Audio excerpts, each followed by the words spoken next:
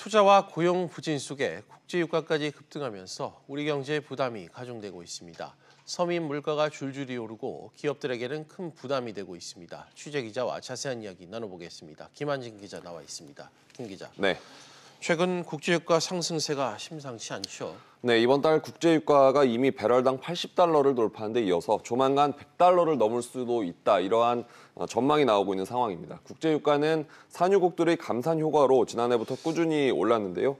여기에다가 지난 8월 미국이 오는 11월부터 이란산 원유 수출을 제재하겠다라고 밝히면서 국제유가 상승세가 본격적으로 불이 붙었습니다. 네. 지난달 기준 두바이유 평균 가격은 배럴당 77.23달러로 한 달 전보다 6.5%가량 올랐는데요. 두바이유는 국내로 수입되는 원유의 약 85%를 차지하는 만큼 우리 경제 전반에 미치는 영향도 상당합니다.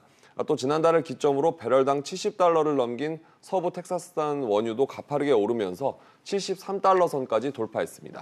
이 같은 국제유가 상승세 당장 우리 물가에 영향을 미치고 있죠. 네, 유가 상승에 수입 물가도 치솟았는데요. 예. 지난달 수입 물가는 90.69로 한 달 전보다 1.5% 상승하면서 3년 10개월 만에 최고치를 기록했습니다. 올해 1월에서 7월까지 연속으로 상승세를 이어가다가 지난 8월 0.2% 하락으로 돌아섰었는데요. 지난달 다시 대폭 반등하면서 다시 상승세로 돌아섰습니다. 네. 원유와 천연가스를 중심으로 한 원재료 수입 물가가 4.5% 뛰면서 오름세를 이끌었고요.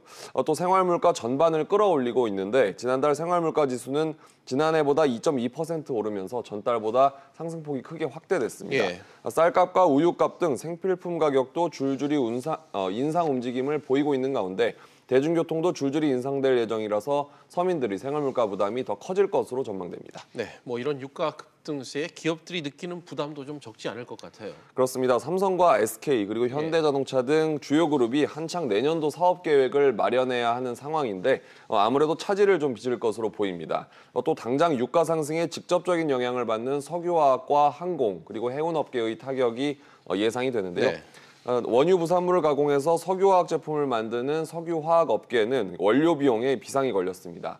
유가가 배럴당 1달러 상승하면 원재료 가격은 1.4% 오르지만 최종 제품 가격은 많아야 1% 뛰는데 그치기 때문입니다. 예. 그래서 LG화학과 롯데케미칼 등 주요 석유화학 업체의 올 4분기 영업이익은 지난해보다 두 자릿수 떨어질 것이라는 전망이 나오고 있습니다. 유류비가 영업비용의 25%를 차지하는 항공업계도 어려움이 좀 예상이 되는데요. 예. 대한항공의 경우 연간 유류 소비량이 3,300만 배럴에 달하는데 유가가 배럴당 1달러만 올라도 약 372억 원의 추가 비용이 들게 됩니다. 반면에 싼 값에 원유 재고를 확보를 해놓은 정유업계는 실적 전망에 청신호가 켜졌습니다. 정부도 이런 유가 급등세에 경기 낙관론까지 접으면서 최근 대책을 마련하고 있는데 유류세 인하를 적극 검토하고 있어요. 네, 정부는 이번 달 말에 유류세 인하 방침을 발표를 하고 다음 달부터 시행할 것으로 알려졌는데요.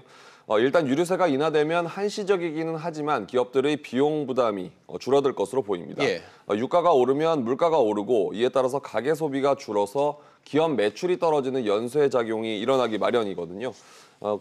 그러나 다만 효과는 제한적일 것으로 전망이 됩니다. 유류세 인하 조치가 한시적인 만큼 원상 회복 시점에서 유가가 계속 오르게 되면 충격을 더 크게 받을 수 있기 때문입니다. 예. 실제로 지난 2008년 10달 동안 유류세를 10% 내렸을 당시에는 국제유가도 30%까지 떨어지면서 부담이 좀 덜했지만 지금은 미국의 이란 제재 등으로 원유 수급이 타이트해진 만큼 앞으로 상황을 좀 더 지켜봐야 할 것 같습니다. 네, 김 기자 잘 들었습니다.